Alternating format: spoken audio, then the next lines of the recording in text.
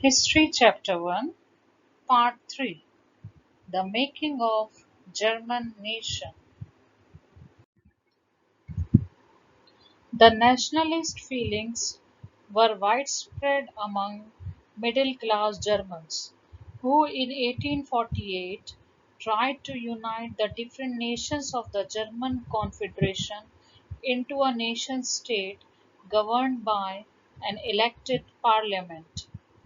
This liberal initiative to nation building was, however, repressed by the combined forces of the monarch and the military, supported by the large landowners, were also called as Junkers of Prussia. From then on, Prussia took on the leadership of the movement for national unification. Otto von Bismarck was the chief minister of Prussia, as well as he was the architect of this process, carried out with the help of Prussian army and bureaucracy. Three wars over 7 years with Austria, Denmark, and France ended in Prussia victory and completed the process of unification. In January 1871, the Prussian King William I was proclaimed German Emperor in a ceremony held at Versailles. The nation building process in Germany had demonstrated the dominance of Prussian state power. The new state placed a strong emphasis on modernizing the currency, banking, legal, and judicial systems in Germany. Prussian measures and practices often became a model for the rest of Germany. Like Germany, Italy too had a long history of political fragmentation. Italians were scattered over several dynastic states as well as the multinational Habsburg Empire. During the middle of the 19th century, Italy was divided into 7 states, of which only one, Sardinia Piedmont, was ruled by an Italian princely house. The north was under Austrian Habsburgs, the center was ruled by the Pope, and the southern regions were under the domination of the Bourbon kings of Spain. Even the Italian language had not acquired one common form and still had many regional and local variations. During the 1830s, Giuseppe Mazzini also took responsibility for the unification of Italy. Even he formed a secret society called Young Italy for the completion of his goals. But that revolution failed both in 1831 and 1848, and the responsibility for unification of Italy fell on the shoulders of Sardinia Piedmont under its ruler King Victor Emmanuel II. In the eyes of ruling elites of this region, a unified Italy offered them the possibility of economic development and political dominance. Cavour was the chief minister who led the movement to unify the regions of Italy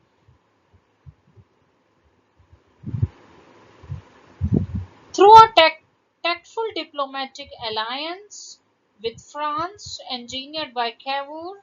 Sardinia Piedmont succeeded in defeating the Austrian forces in 1859. Apart from regular troops, a large number of armed volunteers under the leadership of Giuseppe Garibaldi joined the fray. In 1860, they marched into South Italy and the Kingdom of the Two Sicilies and succeeded in winning the support of the local peasants in order to drive out the Spanish rulers.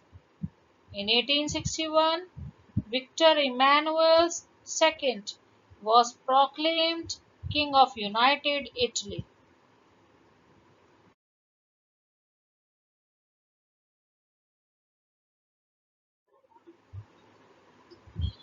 During the beginning of 18th century, there was no sign of British nation. There were different people belonged to different ethnic groups were living. They inhabited the British Isles. The people were such as English group, Welsh, Scot, and Irish. All of these ethnic groups had their own cultural and political traditions. But with time, English grew very powerful, wealthy, and they were able to extend their influence over the other groups of the islands. They built their own nation and they wanted to dominate other groups also. The English Parliament had seized power from the monarch in 1688 at the end of protracted conflict was the instrument through which a nation state with England at its center came to be forged. The Act of Union 1707 between England and Scotland resulted in the formation of the United Kingdom of Great Britain, meant in effect that England was able to impose its influence on Scotland.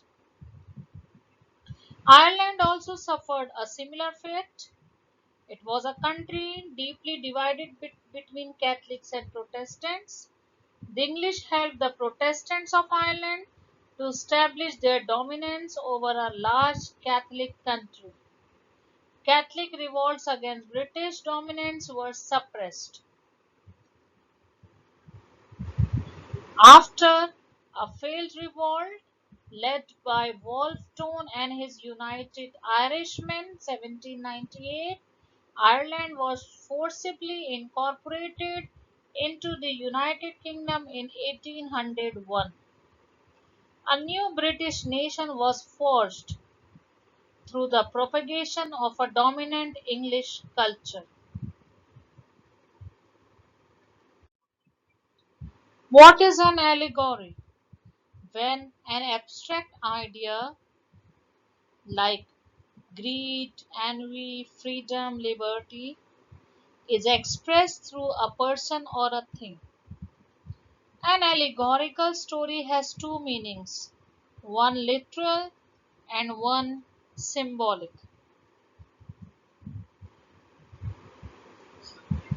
Artists in the 18th and 19th centuries found a way by personifying a nation, and they portrayed the nation by using female figures.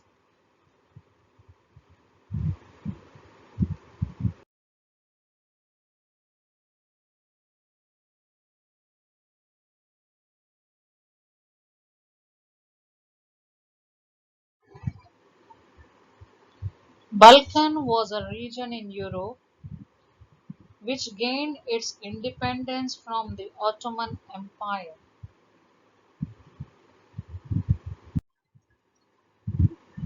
During 18th and 19th century, there were many countries outside Europe which were the colonies of various European powers. Those countries also started opposing the imperial domination. Those countries also wanted the independence and they achieved their success, they achieved their goal, and they found freedom.